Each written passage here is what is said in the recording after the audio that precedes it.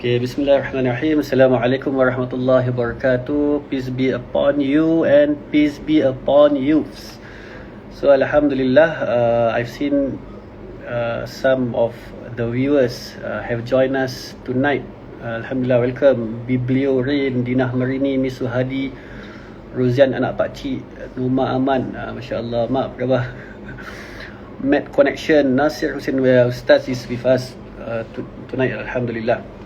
Okay, so before we invite Ustaz to go live with us tonight, okay, for the viewers, Alhamdulillah, thank you so much for being with us tonight.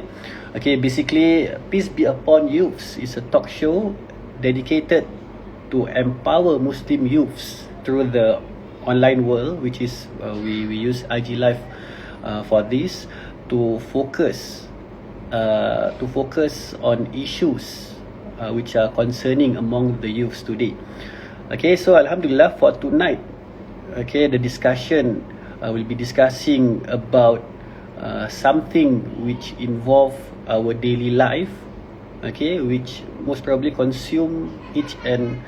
consume this thing each and every day. Okay, just not to spoil the talk show itself. It's not more about how to make profit, with money. No, it's not just about that, but it's more about, we as Muslims, okay, how do we deal with money, our mindset, the ethics and morality values based on Islamic perspective. And those terms, how do we apply when it comes to application in this contemporary world, and so on and so forth. Okay, so without further ado, Ustaz is already here. Okay, I'll be inviting Ustaz. Okay, invite Ustaz Nasir. Okay, Ustaz will be joining us in a while, Bismillah. Assalamualaikum. Waalaikumsalam. Masya Allah, Ustaz Nasir. How are you? Welcome to the show. Alhamdulillah. Thank you for inviting. Alhamdulillah. Masya Allah, Alhamdulillah. It's an honor to have you with us, Ustaz, tonight. Alhamdulillah. Thank you for inviting. Okay, Masya Allah. You can hear my voice, My voice? Yeah. Alhamdulillah, it's loud and clear. Okay, just an introduction for the viewers. Okay, so basically some insights about Ustaz Nasiruddin. Okay, basically as for now, he's with Islamic. He's an Islamic financial consultant with Essence Islamic, right? Yes, correct. Essence Islamic. Yeah, and he holds a bachelor degree in fiqh and usul fiqh from International Islamic University of Malaysia. And he has a master's in Islamic finance from INSEF. Masya Allah. Yes, correct. Okay, so before we start, maybe you can share with us some insights, about yourself on your daily life or your work, so we can get to know you better, insyaAllah, bismillah. Okay. Alright, Bismillahirrahmanirrahim. Assalamualaikum everybody. Thank you for tuning in, and so thank you to Ustaz Hafiz for inviting for today's talk. Alright, so a little bit about myself. My name is Nasiruddin. I'm a financial advisor in Essence Islamic. Okay. Is it under Manulife? Yes, correct. It's under Manulife. Yes. So it's a unit under Manulife, basically. Alright. So what we do in Essence Islamic is like any other financial advisor that where we plan, we work together with clients on how to work on their finance, how to improve their financial status, basically the same. Okay, however, how we do it differently is we try to implement Islamic finance into what we are doing currently. Okay, so basically when we talk about investment, we are doing the halal investment. When we do about insurance, sometimes in our Malay community, they were saying like, oh, insurance is haram, and then what kind of insurance that we can get. So we try to, we have the expertise in our team, and we are able to answer those kind of questions rather than we just like shun it away. We just ignore them. So we address them basically in the sense. Yeah. So that's a little bit about what I do every day. My education background basically, Ustaz Hafiz already mentioned. I graduated from IIUM, and then I further my studies in Islamic finance, which is also in Malaysia, in CF, the only institution of Islamic finance currently. So yeah, with all that knowledge and then with the career that I'm working right now, I hope I could impart whatever I have learned, okay, inshallah, and also as a form of da'wah lah for me. Yeah, yeah, inshallah. So to be honest, I think I really need your advice in terms of financial planning. Especially in Singapore, you know. Okay. It's not easy, to be honest, it's not easy, you know. Yes, exactly. Okay, we can have a separate session for that. Separate session for that. For those who are interested to join us, let us know. Yeah, Give us a DM. Okay? I'll bring you to Ustaz Nasir's office so we can have a discussion with you. Yeah, sure. Okay, Ustaz. And this is just something, you know, when we talk about, let's say, Manulife, you know, we have like other insurance providers parked under NTUC or whatsoever. Yes. Some seems to be like Muslim friendly rather than Sharia compliance. And okay, when it comes to that, maybe we'll hold to that first, okay? And in a way, I would like to welcome the viewers that are with us tonight, okay? Alhamdulillah, with us today is Ustaz Nasiruddin Hussen. He's a graduate from INSEF in Islamic finance. And Ustaz, I hope for today's discussion, if you can simplify for them, you know, with easy answers, even for me. Okay, even for me, to be honest, inshallah. I'm not more to the, you know, to the money management side. So it takes time for me to digest. I understand. I will try, inshallah. Okay, Ustaz. So the first question that maybe you can share with us, you know, I thought of putting in 3 separate categories. Okay, first of all, it's more about Islamic ethics and morality. Okay, when it comes to mindset on money, especially among the youths. Okay, maybe you can share with us how does Islam look at wealth, or maybe in a way now I'm in my teenage years or in my youth years. Okay, I have this mindset of being rich. Is that right or is that wrong? No, is it okay? Okay. Alright, okay. So we address the first question first. How does Islam look at wealth? Okay. So basically wealth is something that we need in our daily life. Okay. When we want to buy food, when we want to buy drinks, when we want to go to our school even. Okay. When we tap our EZ-Link, that's money inside.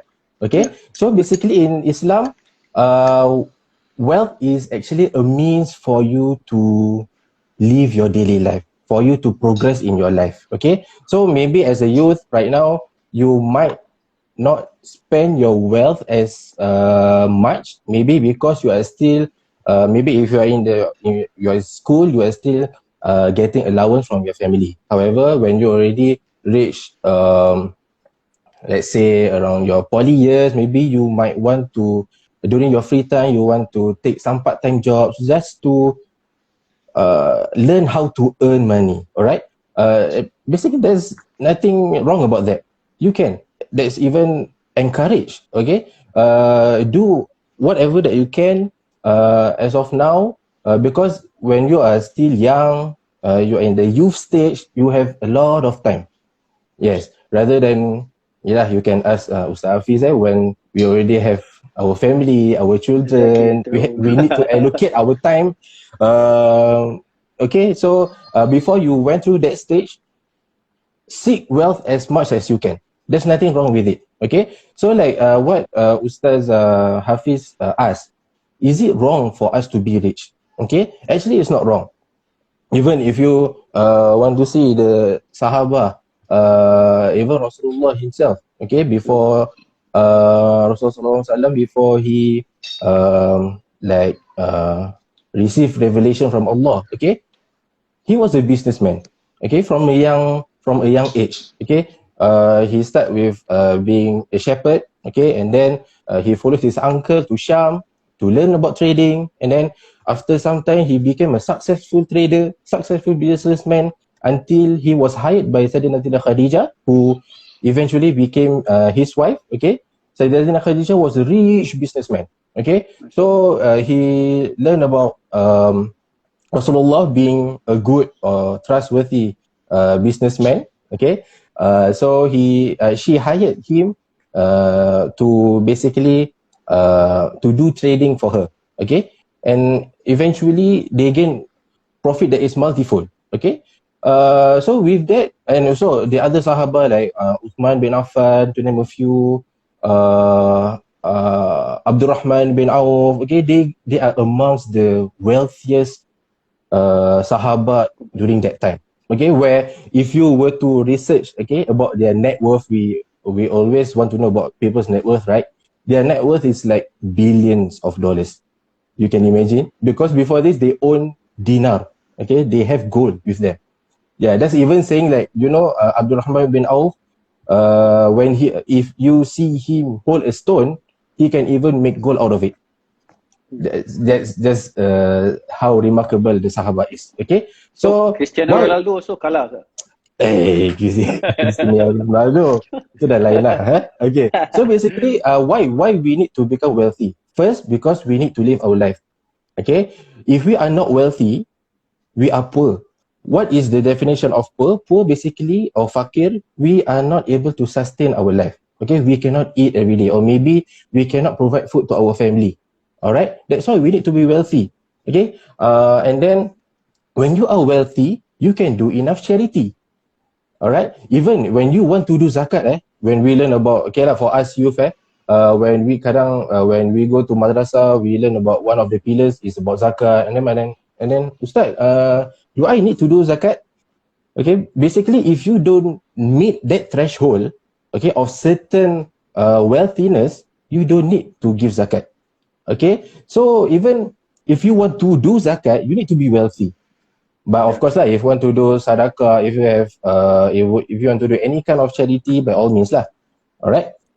So basically, being wealthy is not something evil. However, we need to have a change of mindset. Okay, we try not to be rich, but we try to be wealthy, because when we use the term rich, okay, it is always associated with owning luxury cars, owning big houses, like Cristiano Ronaldo lah, owning buildings, to do a big business. Okay, but then is it possible for us to reach that? Yes, maybe it's possible. However, for us to be content with ourselves, okay, sometimes sometimes even if we work lah, we start working, we just graduated. Maybe some of you guys just graduated from university, or maybe graduated from poly even. Okay, you earn like as much as $2,000, $3,000. Okay, however, when you earn even that much, if you want to compare with maybe Cristiano Ronaldo, who you see him as someone is rich, okay, you still can live your daily life. You are not considered poor. You still can eat for the whole month that you are, after you get your salary, for the whole 30 days, you can still eat. You can still able to drink. You can even sometimes have extra money to enjoy some entertainment, go badminton with your friends, all those things need money, especially in Singapore. There's nothing free. Okay, so sometimes you don't how to say, you don't realize that you are wealthy as of now. However, because you see someone else more wealthy than you, or more richer than you in that sense, you are saying that, oh, I have not enough, I don't have enough right now, I don't have enough. So we need to change mindset lah. Instead of we try to be rich, we try to be wealthy. Yes. Okay, so meaning in a way, what I can get from that, it's more to, you are wealthy when you are contented with what you have. It's the contentment of the heart that makes you a rich guy. You know, it's in the heart, right? Yes, exactly. Okay, mashallah. At the Yeah. same time, it's it's not wrong for us to have that mentality of being rich. Just that Yes, it's exactly. not that we have to be tamak or what. That one no lah. Yes. It's more about Yeah, you see. Okay, mashallah. That's why it was betul. interesting that you shared like as for the Prophet sallallahu alaihi wasallam and even Khadijah, such a good role model that we can get, Mm-hmm. especially for the to be wives, as for the Mm. husbands. So maybe in a way, when it comes to business or when it comes to dealing with money, maybe you can share with us how do we make them as our role models? Are there like Mm. a few things that Okay. you can share with us? So, first, you need to have the initiative to earn money. That is the first thing that you need to have. Okay. If you are expecting to get money like you are expecting to get 1,000 tomorrow, or you are expecting to be rich by next month, okay, you are in the wrong path lah, basically. Okay, there's no shortcut to become rich, basically. Okay, so you need to work for it. Okay, There's no such thing whatever as that you do. instantaneous money, Yes, instant exactly. cash. Even later when we talk about investment and such, right? If you heard of any investment, instant cash, please avoid. Yeah. Okay. So when we are talking about work, doing business, okay, first you need to have the right intention, which is to earn money. Okay, and also earning money in the right way, according to what Allah Subhanahu Wa Taala already set the principles to. Okay, we need to spend for our family. We need to spend for our sustenance. We need to spend accordingly, not lavishly. Okay, so that's why even when we are feeling content, with just $1,000 a month, we can still survive. With just $2,000 a month, we can still survive. Okay, so first is the right intention. Okay, second, basically when you look at Prophet Sallallahu Alaihi Wasallam, when we talk about him being a businessman, about him being a trader, basically there's only one thing. He is the most trustworthy of them out there, and also the most truthful. Okay, when he do dealings, okay, let's say lah, when he is trying to sell something, okay, he never cheat. He will never cheat. If there's something defect, he will say. If this maybe this dates or this kurma weighed a certain amount of a certain quality from some region, maybe some region might have a better quality. Okay, he will be truthful to it.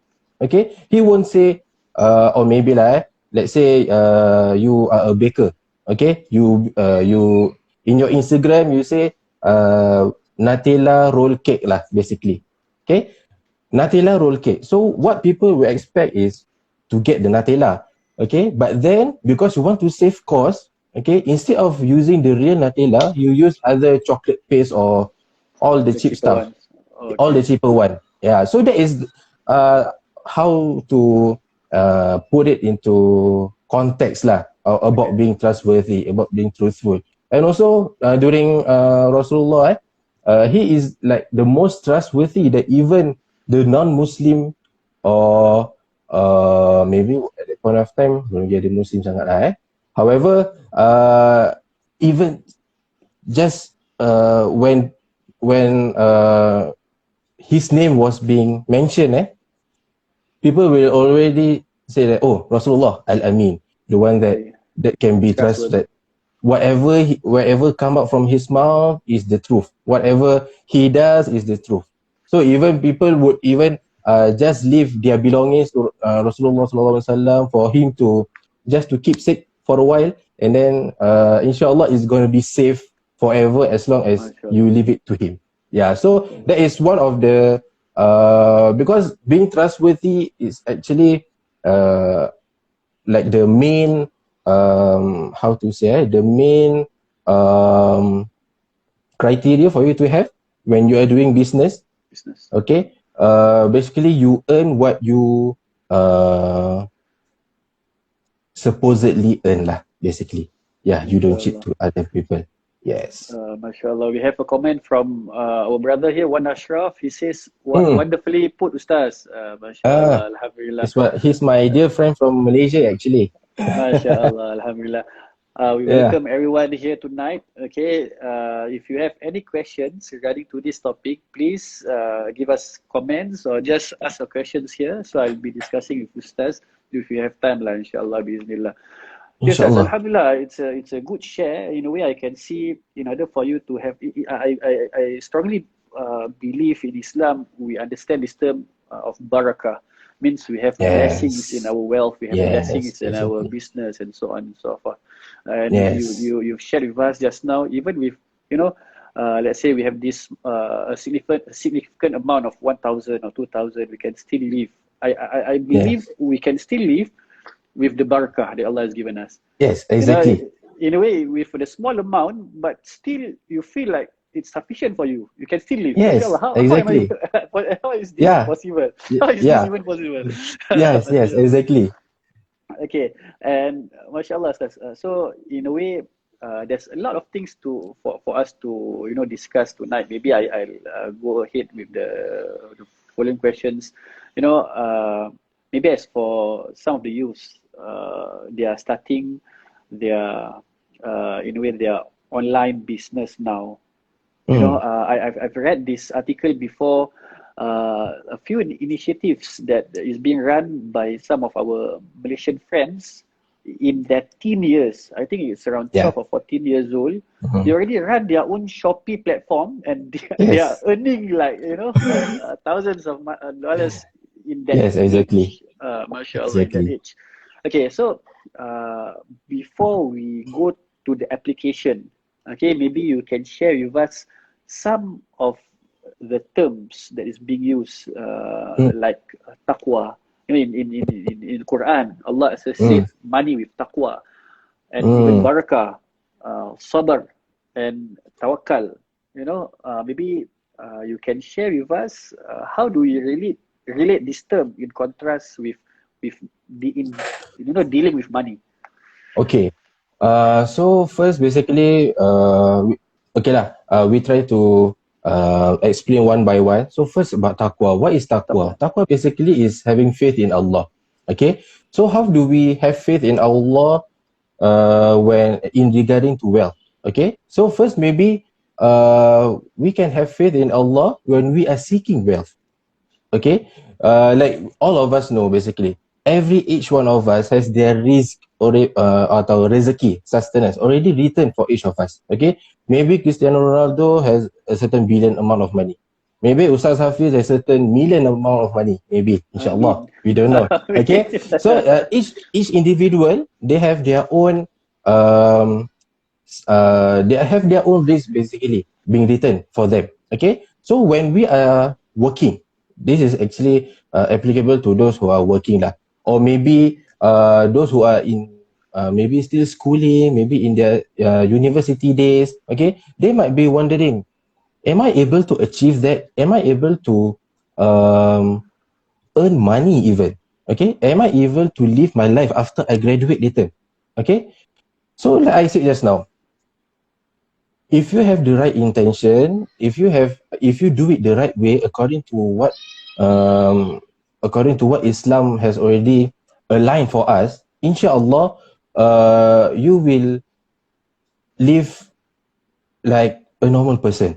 Okay, you don't need a normal person, meaning that you don't need to ask somebody for money, you don't need to ask food from somebody. Okay, when you already have the right intention, maybe right now you are maybe schooling. Okay, so just focus on what you are doing right now, just achieve the best, and inshallah after you graduated from poly, after you graduated from university, you're gonna get a good job, or maybe as a start you can get some like some, I don't know, some position that is might be earning not that much. However, after you progress in your life, you're going to be upgraded and upgraded.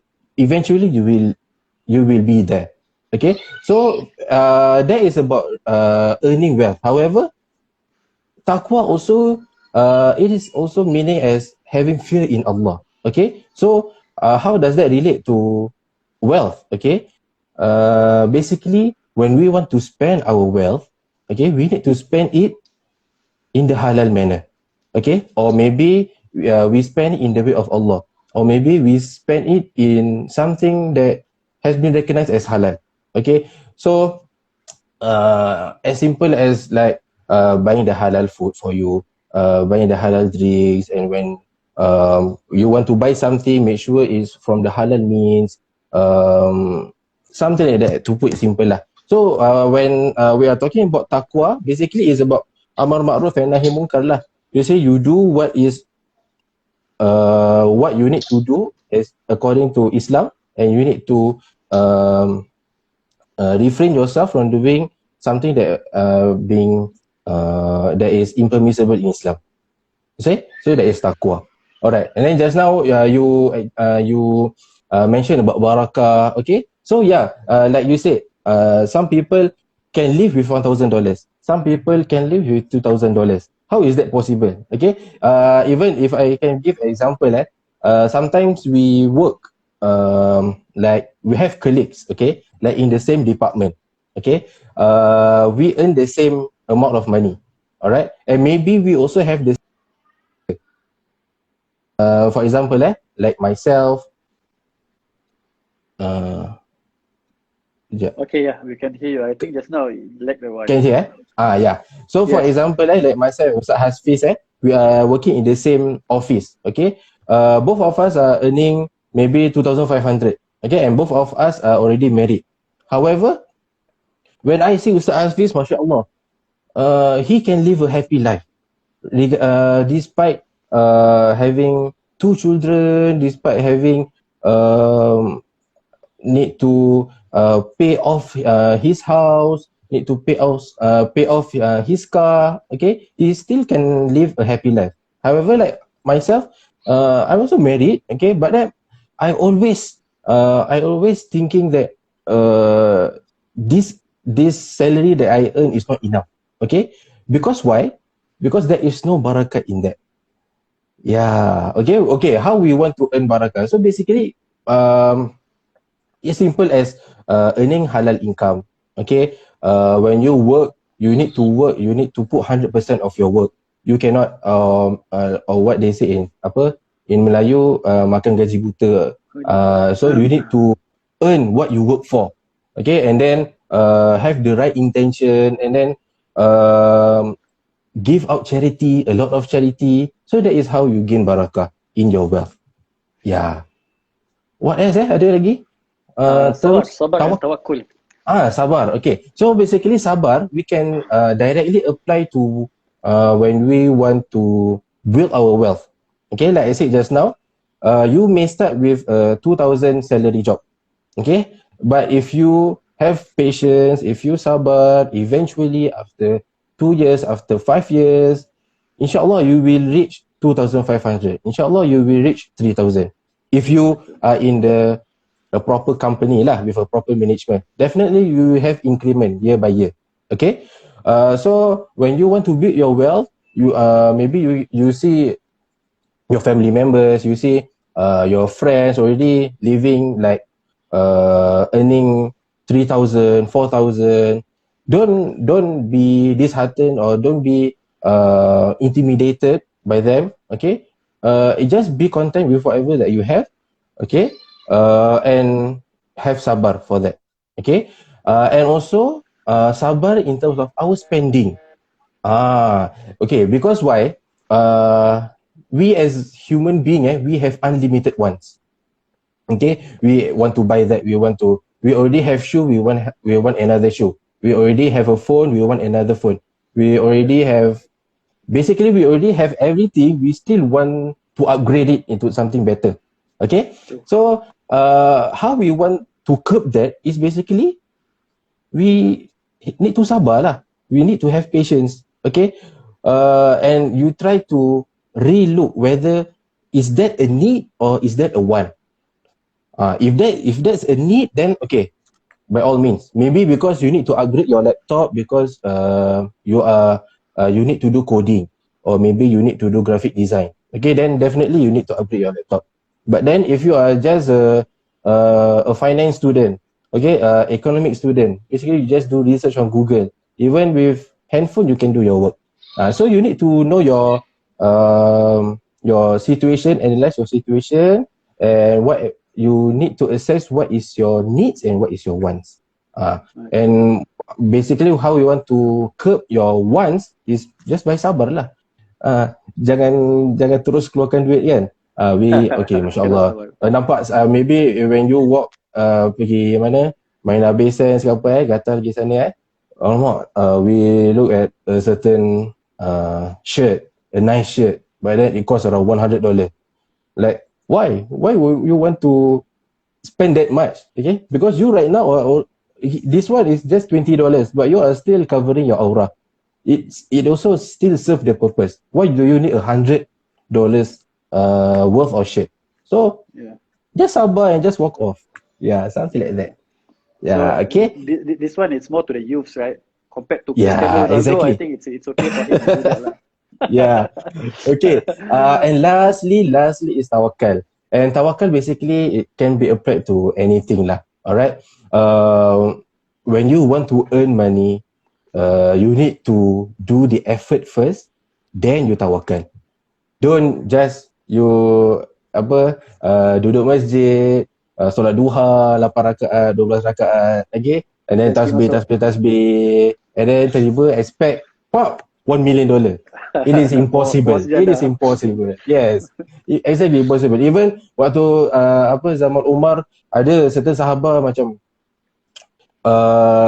dulu lah. Of course, zuhud tu semua is like characteristic that we need in our life. Okay, so we can also apply zuhud. We just spend what we need, and then we curb what our wants. Okay, but then the Sahaba, their zuhud in a way, they are using this dunya as a platform for the hereafter. Yes, exactly. Yeah. So rather than even the Sahaba pun, when they, most of them actually when they work is either they do cultivation, okay, or they cocok tanam ke apa, jual barley, jual they sell salt, they sell whatever products that was used back then. And then at that point of time they also are traders. Okay, that is basically their work. Yeah, so even they themselves work. Okay, they themselves make an effort to earn money. Whereas we know that the Sahaba is like they have the most the top level of iman. Even if they if they ask Rasulullah to just pray for them to be wealthy, they can be wealthy in an instant. Okay, but then they still work, they still put on effort. Then we tawakal. Whatever that we have done, inshallah, if that's the best, it is going to be for you. But then if that's not the best for you, then it is not meant for you lah, basically. Okay, yeah, so that is tawakal lah. Yeah. Okay, Alhamdulillah. It's such a insightful share when it comes to the value that hopefully. Taqwa, barakah, sabar and tawakkul. I hope in a way it helps us to shape our mentality. Okay, Nika Lutfia, she's commenting, Masya Allah, can join Of course, can. Yeah, this talk show is for you guys, Masya Allah. And we have a question from our brother Wan Ashraf. Ustaz, what is your advice to brothers and sisters who are currently in non-halal jobs? Want to answer now? Okay, maybe we take that question and Q&A nanti lah. We'll share at the end of the show.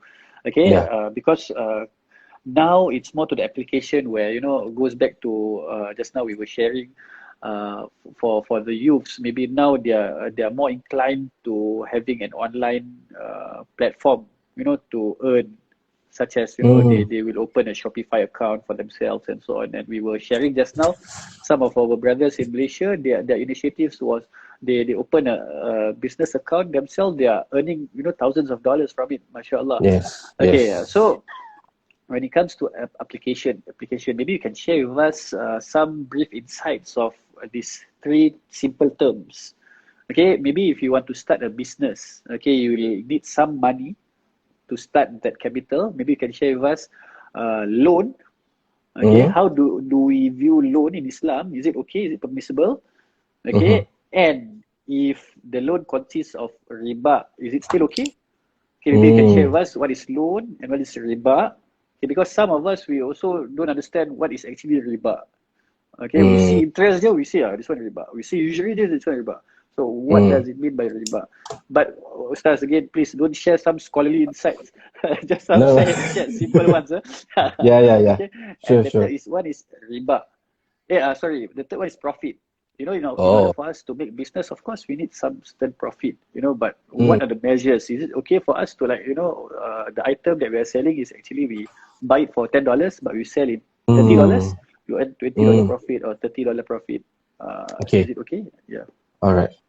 Okay, so before I answer your questions, okay, whatever that I'm going to say later is based on what I have learned and based on maybe on my opinion, okay. I might be wrong, maybe I might be right, okay. But this is according to what I have learned and according to my opinion lah, basically. So maybe if you were to search about this, maybe on Google ke, or you were to ask other ustaz ke, they may have other answers for you. They may, alright. But I just put it a disclaimer front lah. Okay, so talking about doing business, okay, and even mashallah, if you were to look at our neighbor country, Malaysia, they has been involved in entrepreneurship at the young age, as even as 20 years old. Sometimes even from secondary school days, they can already earn much.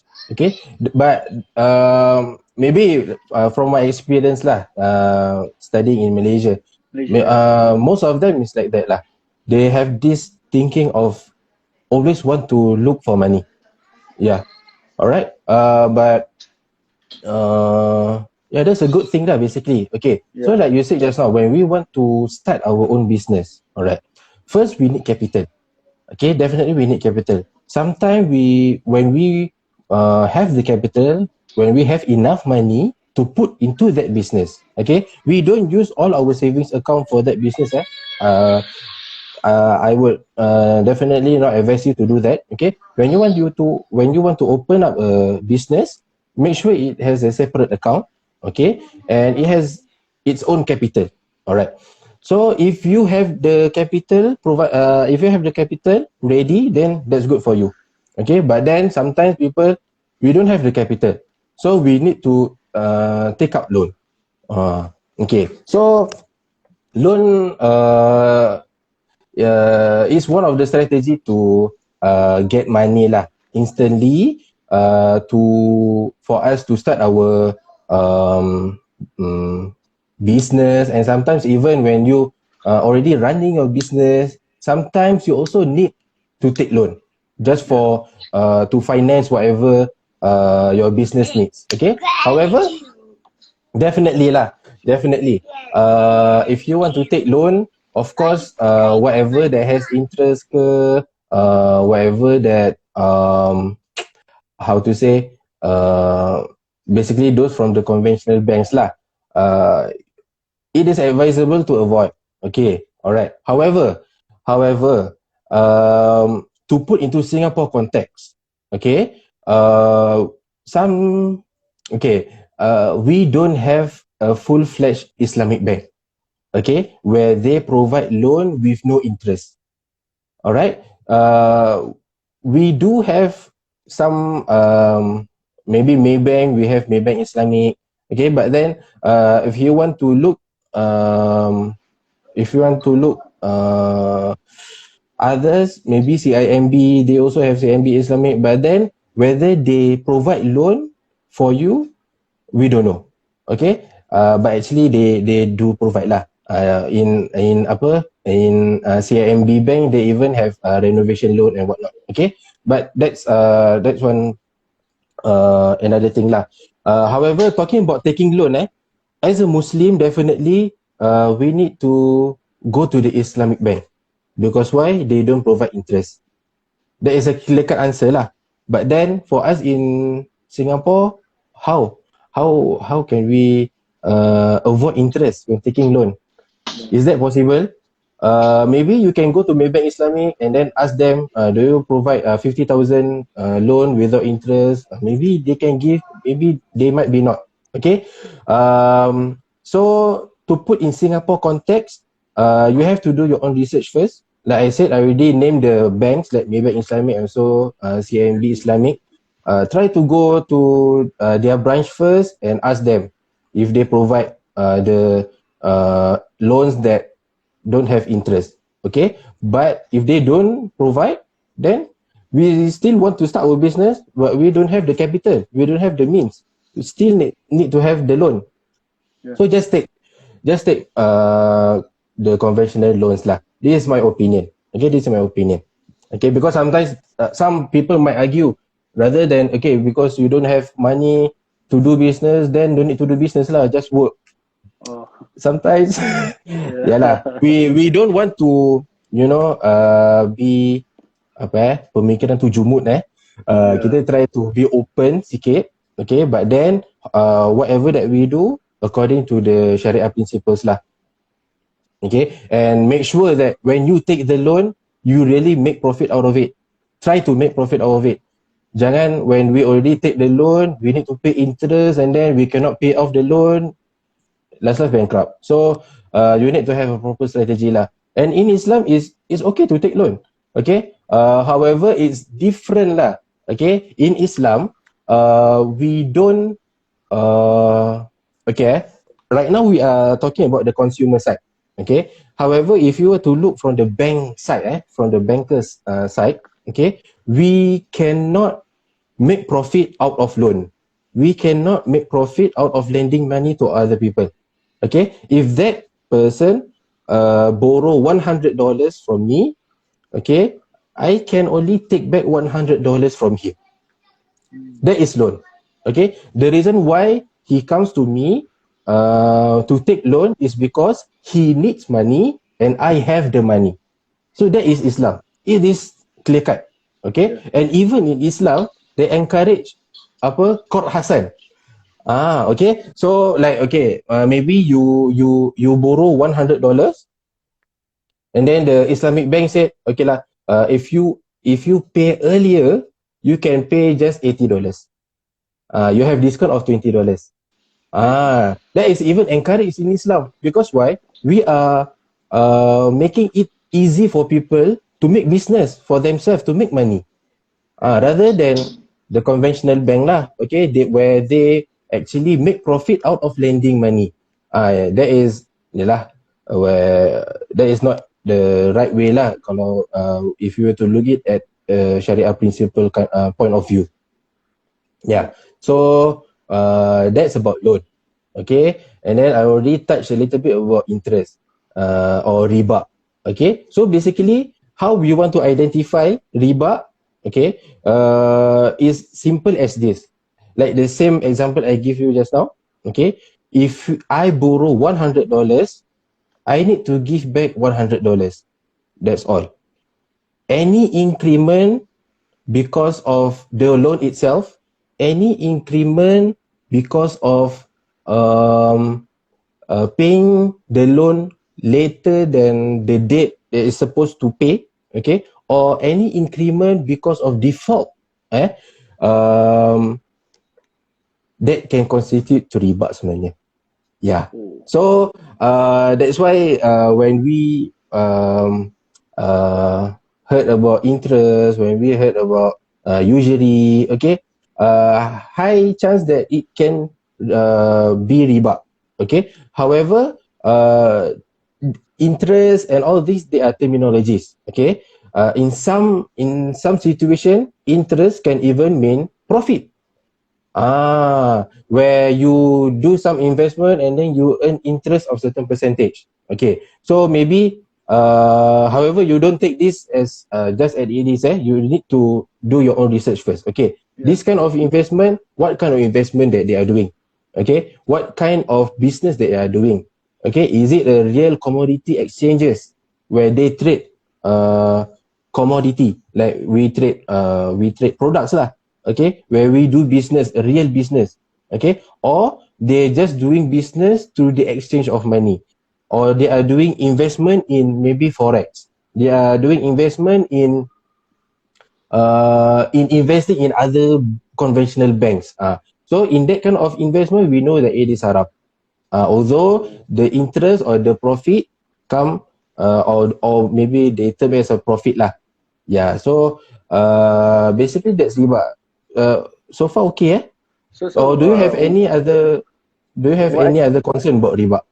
So what I can understand is when it comes to loan, let's say I lend you $50, then you get the amount $50, then you have to return to me $50. Yeah. Correct? No additional sum. But in a way, let's say if I were to owe you, but you want to get profit out of my loan, then you say, okay, I charge you an interest rate of 1.5. So in a way, when I return you back, I have to pay you more. So that's interest.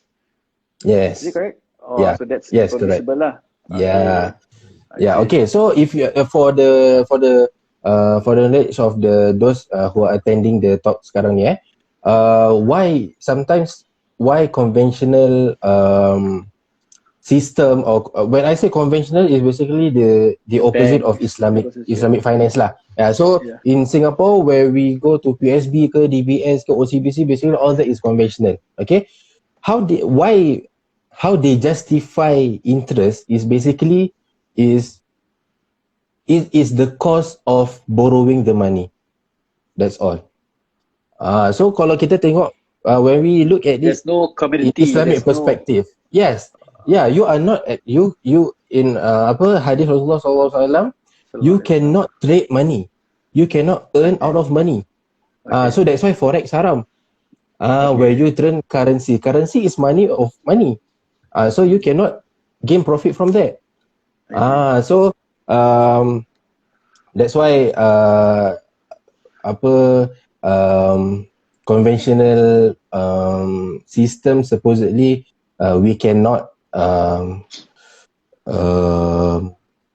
we cannot take anything conventional lah basically. However, like I said, we living in Singapore, context, sometimes we cannot look away from interest. We want to buy a house, we need to take HDB loan. We want to buy a car, we don't have cash, we need to take credit. And when they say credit, there's always interest. Okay. And then in Singapore, there's even sometimes student loan ada interest. So that is the unfortunate part for us Singaporeans lah. However, like our brother Wan Ashraf who are living in Malaysia, so everything is clear cut lah for him. Okay, when he want to take loan, go to Islamic bank. When he want to when he want to do some savings, he want to do deposit, want to open an account, just go to Islamic bank. So it's clear cut for them. For us, we need to know lah what are the ways and what are the means that we have. And lastly, profit. Living in this context, it's better for us to search for alternatives which are halal. If no, then we just have to take with the constitution. Okay. Yeah, exactly. Yeah. And then lastly, about profit. Interestingly, when talking about profit, you can earn as much profit as you want lah sebenarnya. Okay. However, that's the thing lah. When you study about economy, putting a price too high, also sometimes people don't purchase your product. Putting the price too low is sometimes you can kacau market lah. Yeah, you can interrupt with the market value. Okay. So when talking about profit, you need to look at two things. Okay. First, if it's something that necessity, okay, like rice, sugar, oil, okay, all these need to be priced at the market value. Okay, so and if you were to price it at a high expensive price, it can be even be treated as zulm or zalim, because these are necessity. We need food, we need to cook. Okay, so the market value is usually around the same price. That's why if you go to Sheng Siong, if you go to whatever lah, all the supermarket, you compare within this oil and this cooking oil, maybe the price difference is just few cents aja. So it won't be as much. This one $1 for 100 liter, 100 for 1 liter, $10. This one for 1 liter, $50.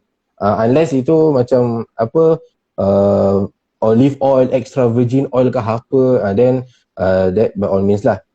But then if you were to sell something that you are a baker, okay, maybe before this it's not something normal for us to bake at home, okay, but then after COVID we stay at home for a long time, so people start to look other ways to make money, okay, so the price is becoming competitive.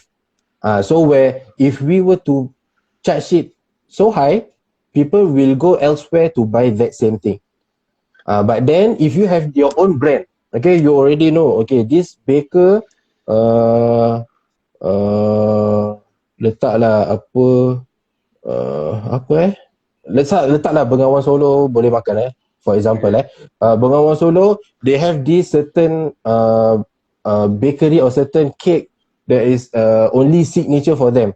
They can make it, okay, so they can price it as high as they want. As high as they want. As so long if let's say you are selling certain products which are like around the market, a lot of people selling dates. Yes. Then suddenly the market rate is this price, suddenly you mark out like, oh, so high or so low. Yeah. So high, no one will come to you. So low, you are disrupting the market. That's all. And even kalau macam jual something in pasar, in the pasar, macam let's say something fish ke atau kurma lah, basically harga yang kita letak tu tak boleh lebih sangat and tak boleh kurang sangat. Okay, lebih sangat is because it can be a zalim to the consumer, and kurang sangat is because you are actually just lowering the price because you want customer to come to you. Okay. So in Rasulullah SAW dah set all this ruling even before time during actually dekat Madinah lah. Waktu dekat Madinah tu ada banyak souk tau diorang buat. So ada this regulation. Before this they do a lot of cheating. They do a lot of yes, exactly. So Rasulullah the one that set the standard. Okay, if you want to trade, do like this. And then you know about wailul lil mutaffifin, when you weigh the scale. When you weigh the scale, you need to be trustworthy. Whatever that you, even let's say you want to sell a certain amount of dates, okay, you need it to be fresh as possible. You cannot sell it wet, okay, because it can interfere with the weight. So there's a lot of things that come to place lah. Kalau if you want to discuss, memang banyak lah. It's a lengthy discussion lah.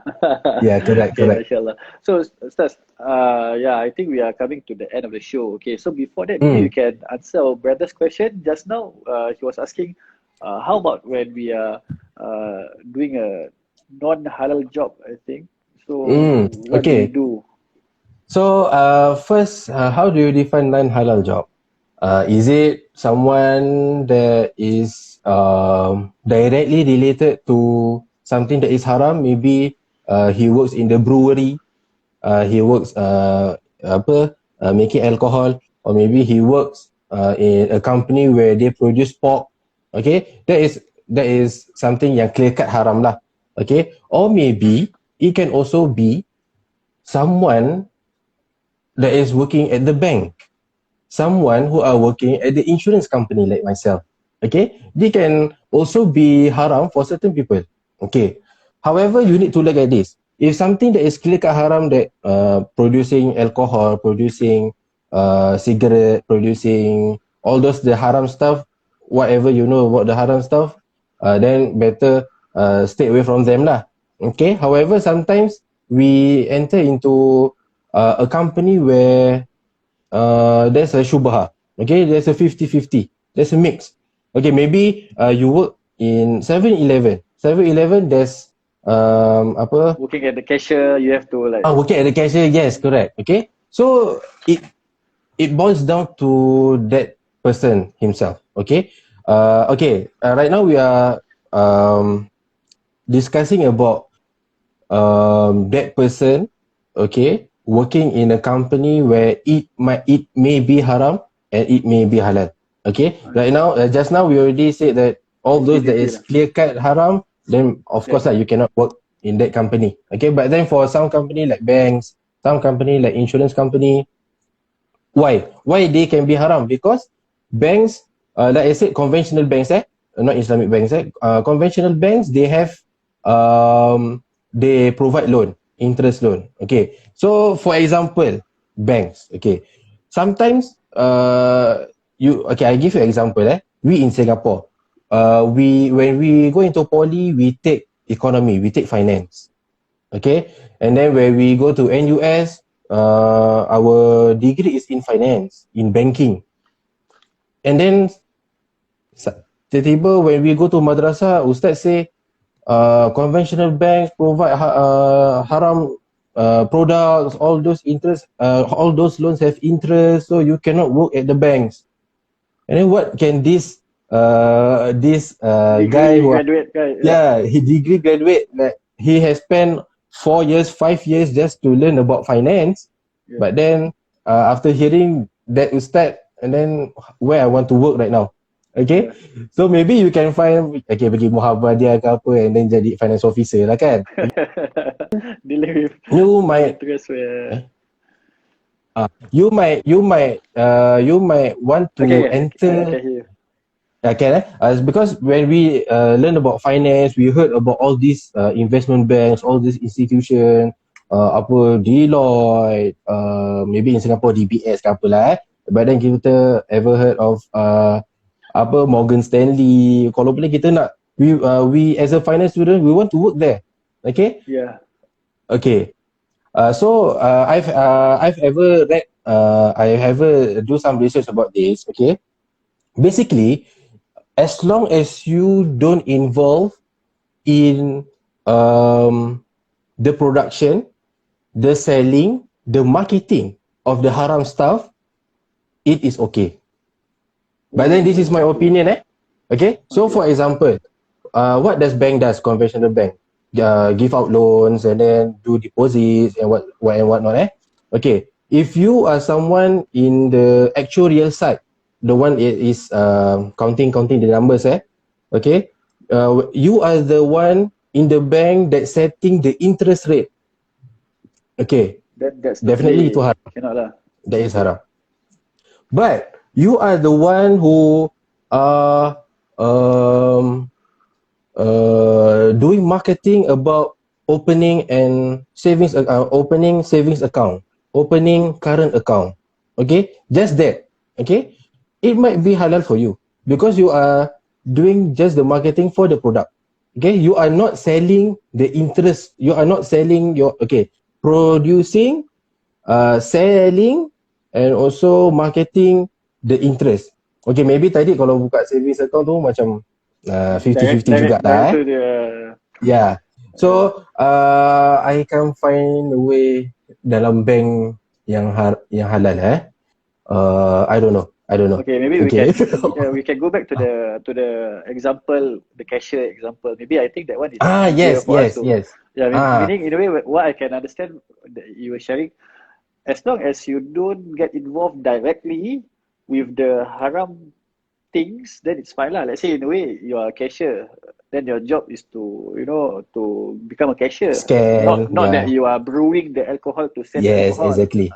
Exactly. Same goes to Grab driver. Your job is more to deliver the passengers, right? Yes. It's not like every day you have to send them to bars or whatsoever. Yes, exactly. Exactly. But then itulah, it depends on the individual. Sometimes some scholars are very hardcore, say, okay, even you are in this, you have been studying in this line, finance and everything, you still need to go to the halal companies. Then by all means lah, if you want to if you want to follow that and you want to avoid anything that is shubha, because in the end, Rasulullah already said, okay, halal is clear, haram is clear, and everything in between is shubha. Okay, so just avoid the shubha. If you know that is haram, then just avoid. If you are unsure, okay, I'm a finance student, but then as best as one, I want to work in the bank, but then bank is providing interest, then I might as well look elsewhere lah. Macam I said lah, pergi Muhammadiyah ke, pergi Darul Arkam ke, jadi finance I have a officer. better alternative. Our brother Wan Ashraf, he says, "Come to Malaysia, brothers." You can Oh, go to Malaysia. The Masya Allah. Islamic banking. Masya Allah. Ya. Itu kita punya dream lah to for Singapore one day to have a proper Islamic finance system. InsyaAllah lah. Ya, InsyaAllah. Okay, Ustaz. Alhamdulillah. Thanks for sharing. So, currently we are reaching to the end of the show. Okay, but before that, maybe you can share with us some last questions. Basically, first is about financial management. Being us living in Singapore, the cost of living, it's not that easy. And with this fast-paced economics, and maybe you can share with us how to manage your finance, and at the same time, some advice or takeaways for today's session, bismillah. Okay, so talking about financial management, basically, you need to, like I said just now, like I already shared, you need to assess your wants and you need to assess your needs. Definitely. Okay, how you want to assess that? Basically, just look at your cash flow. Okay, maybe, whatever I'm sharing right now, okay, is whatever I'm going to share to all my clients lah, basically. Okay, so you need to look at your cash flow. Okay, what you spend with your money. Okay, you need to keep track of it. Okay, so let's say today you go out and then you pay Grab. Alright, and then after you go to office and then you take Starbucks. Okay, and then when you during lunch hour you go to some expensive restaurant. Okay, and then when you want to and then when you go back, okay, you go to Delhi France to buy some tarts. Okay, and then lastly you take MRT back home lah, because you just want to enjoy. Okay, so if I give that kind of situation, it might look something normal to some people. Okay, but then sometimes we don't even realize that actually rather than I take Grab, might as well I just take the MRT or I take bus. Okay, rather than I buy Starbucks, rather than I buy Coffee Bean, might as well I just go to the pantry and make Nescafe je. Okay, rather than I go to expensive restaurant or maybe even McDonald's, might as well I can just take some tapau ke apa daripada rumah, some sandwich ke apa, just to fill up my tummy during the lunchtime. It might be enough sebenarnya. It might be enough. But then you don't realize because you are not keeping track of money. Okay? So what happened when you get your salary, you are living life lavishly lah. Okay? You can buy anything that you want, you can go anywhere that you want. However, when you are reaching contoh you get your salary on the 30th and then however when you are reaching on the 21st, 25th, you look at your bank account, alamak, there's nothing much left. So dah kena puasa, tiba barulah teringat puasa sunat kan. Baru sedar. And then bagus jugalah, kadang nak kena cabaran baru kita ingat Allah kan. So all this it might not happen if you do proper cash flow. Okay, why cash flow is basically you need to keep track of the income and also the outflow, where it goes. Okay, that is one lah, proper cash flow. And then second, you need to financial management actually a big picture lah, where protection also comes, where investment also comes. where your savings also come. Okay, so first thing first is your income and also your protection. Okay, why protection? Okay, in Singapore context is just only insurance lah. Okay, for Malaysia or maybe for those in Saudi ke apa, they can take takaful. Okay, or they have to take takaful. For us, we don't have takaful. We don't have any takaful operator. But then why do we need protection? Because if anything were to happen to us, who's gonna take care of ourselves? Let's say kita tertiba, like now we are living a healthy life, but then tomorrow accident, tomorrow diagnosed with cancer, nauzubillah. Okay, who's gonna take care of us? Who's gonna take care of our dependents, our families? That's why you need a certain kind of protection. At least for it acts as a cushion lah. Okay, sometimes people say insurance ni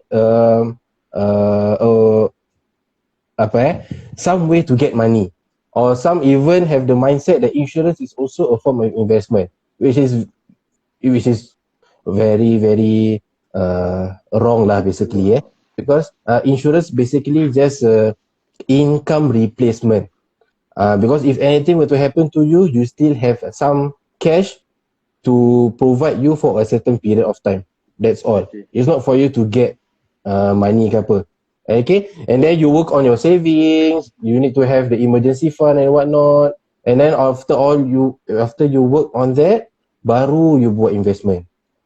Jangan sekarang we heard about the hype of cryptocurrency punya investment. Okay, kita baru ada duit sikit, semua letak kat investment. That is definitely not the right way to do it lah. The right move lah. Yeah, okay, like recently, last week even, tiba-tiba the crypto market crash. Okay, can you imagine all your money in crypto and then it crash? So it's not worth it lah basically. Okay, when doing investment, there's a whole portfolio of doing investment. Okay, you need to have the low risk, you need to have the medium risk, high risk, and then you also need to take into consideration of your time horizon, whether it's 5 years, 10 years, 30 years. So all that need to take into account lah. And how maybe you want to ask lah, okay, Nasir, how I want to do all this? First, do proper research. Everything is online. Even as a youth, I just do my research just now at Google. There's even a financial management for youth. Okay, you can do everything online. Okay, however, what you read sometimes you cannot digest, or maybe what you read you cannot implement it yourself. That's where you need to seek out some professional advice. Okay, which is from financial advisor lah. That's where sometimes in our Malay community lah, especially when we heard about financial advisor or insurance agent, or then we stay away from them. It's not like that. We are not trying to take your money. We are helping you to improve your financial status. That's all. Okay? If you are having a poor cash flow right now, you don't know, you're always living your life like from paycheck to paycheck. So, what at 1,000 you get, you spend 1,000. Okay? If you are experiencing that, you need to seek help as soon as possible, because you are not allocating aside for your investment. You are not allocating for your savings even. If anything were to happen to you tomorrow, protection, of course. So I can say they are like insurance doctors lah. When it comes to money, they are like insurance doctors. Okay. Dia bukan insurance doctor, salah. I like money financial doctors. Financial doctor. Kalau kita sakit, kita pergi doktor kan. So kalau kita dah sedar duit kita punya bank tengah sakit tengoklah financial advisor dia. Sehat lah. Jangan takut. Most importantly, jangan takut nak jumpa financial advisor. So in a way, when they meet financial advisors, do they have to pay for the consultation? No, it's fine. We do it free of charge. Okay, we whatever our sharing, we do it for free. Even for us in Islamic, we even do pasal Islamic finance ke apa. If you want to ask about anything about Islamic finance, okay, everything is for free. Sometimes people takut nak approach the financial advisor because nak jumpa je nak kena bayar. Nak Bayar. jumpa je nanti financial advisor ambil duit. They are not It doesn't lawyers work that lah. way. It doesn't work that way. MashaAllah. Okay, so Alhamdulillah, we have reached the end of the show. We thank Ustaz Nasir for being with us tonight, sharing some knowledge about finance in Islamic approach. So to wrap up this session, in a way, the Prophet Sallallahu Alaihi Wasallam, he says, "Ni'mal malu salih lil mar'i salih." Okay, you know, it's a blessing to have wealth when it goes to the right person lah. You know, in a way, wealth, it's a neutral medium. How we deal with it, it's important. You know, wealth comes with arrogance, that's the problem. But when wealth comes with, you know, helping people, giving charity, that's what we want lah, mashallah. So in a way, for tonight's session, it's just some surface of financial management, or, you know, financial approach when it comes to Islamic ethics and morality and so on. If you need more session, or you need more discussions on this, how do they follow you, Ustaz? Do you have any IG or whatsoever they can follow you? Okay.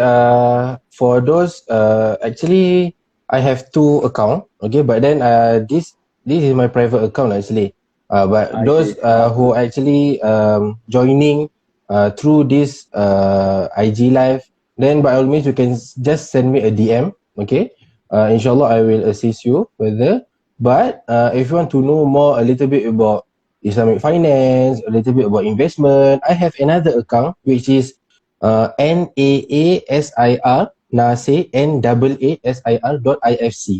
okay, where I share a lot. My posting is all about Islamic finance, financial planning, and everything lah. If you want to follow, dipersilakan lah. Yeah. Okay, but if you need anything after watching this video ke apa, just maybe they don't know my account apa, can just approach Ustaz Hafiz, and then he also have my contact number, and then just ask for my contact number pun boleh, no problem. Yeah, can, no problem. Alhamdulillah. Okay, don't forget to like Nasir, NAASIR.IFC. Yeah. Thank you, my brother already. Yeah. Okay, Alhamdulillah, mashallah. So it's a good comment. Rather than a typical financial advisor, we have to go to Ustaz, come advisor. Yes, that's correct. Mashallah. Alhamdulillah. Okay, so yes, thank you everyone for joining us for tonight. I hope this session benefit at least some of us that is tuning with us tonight. Okay, if you enjoy our talk show, don't forget to like our page at Muhammadiyah SG, to follow our youth works. Okay, if you have any further discussions about tonight's topic, you may DM us or follow Ustaz at nasir.ifc as well for follow-up lah, insyaAllah. Okay, so Alhamdulillah, we've reached to the end of the show. Thank you everyone again for joining us, and thank you Ustaz Nasir for this beneficial knowledge. MashaAllah, barakallahu fikum. My pleasure, my pleasure. Yeah, Alhamdulillah. And thank you everyone. Peace be upon you, and peace be upon you.